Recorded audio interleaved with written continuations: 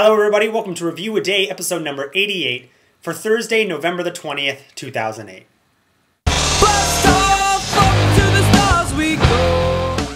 Hello everybody, welcome to Review a Day, the daily video blog where it's a somewhat daily video blog where I review a movie some days of the week. My name is Leland Brunger, and thank you very much for joining me. I've been a little distracted, but I'm hopefully going to get back on my daily schedule. I actually watched a movie yesterday. I watched the new Takashi Miike film, Sukiyaki Western Django. Wasn't exactly sure how I felt about it and how to put it into words, so I'm probably going to review that tomorrow.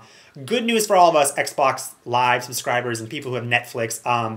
The Xbox Live has done this whole new update for Xbox, and it's changed the dashboard, and now Netflix Watch Instantly is actually integrated into the Xbox, so you can watch instantly on your TV, which is very, very cool.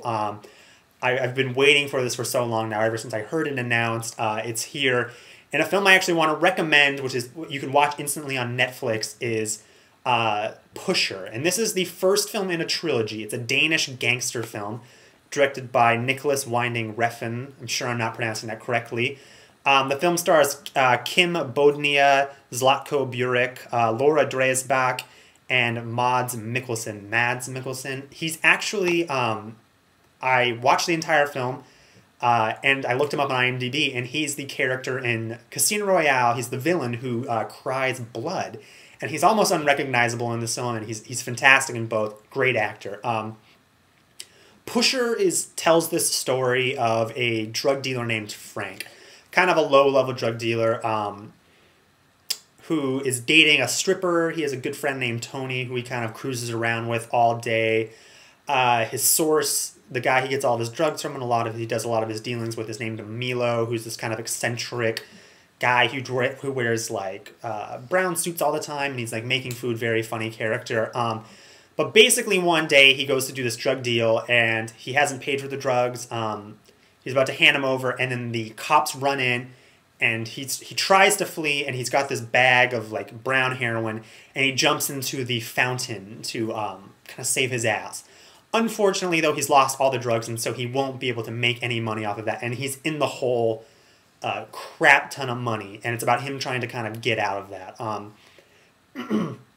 I really loved this film. I had heard a lot about the Pusher trilogy, and I was really looking forward to seeing it on my TV once the Xbox Live streaming started, and I'm so glad I watched this film. The style of the film is really great. It's very handheld, shaky look to the film, which I think really helps. It has a documentary style feel to it. It feels very authentic. It feels like you're there. I really like that about the film.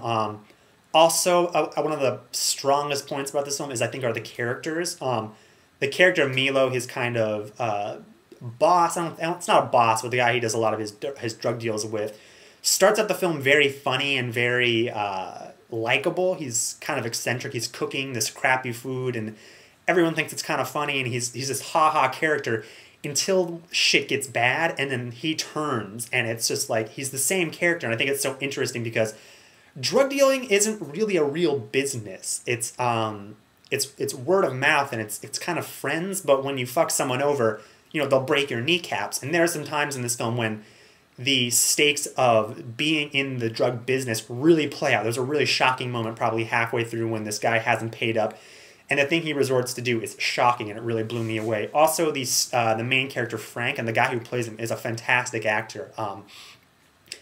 I couldn't take my eyes off of him in the film. He was, at the beginning of the film, I was like, you know, I related to him very much, and then as the film goes on and things get worse for him, you really see how things escalate in the drug world and stuff like that. It becomes very real. I thought a lot about Trainspotting when I watched this film, the Danny Boyle movie, and if you haven't seen Trainspotting with Ewan McGregor, it's a phenomenal film, really hard to watch, a lot of fun at the same time. It's very similar to Pusher. They're similar. If you like Lock, Stock, and Two Smoking Barrels, I think you will definitely enjoy this movie. It really kind of plays out like a GTA Grand Theft Auto style film. I really like this movie. I can't wait to watch the next two, Pushers 2 and 3. I give this film a 4 out of 5. I really think if you have watched Instantly and you like gangster, greedy films, definitely check this out. I really liked it a lot. And look tomorrow for my review of the new Takashi Miike film, Sukiyaki Western Django. If you guys are liking my reviews, make sure and subscribe. If you have any recommendations on any films you'd like to see me review, leave them in the comments below. Thank you very much for watching, and I will see you guys tomorrow.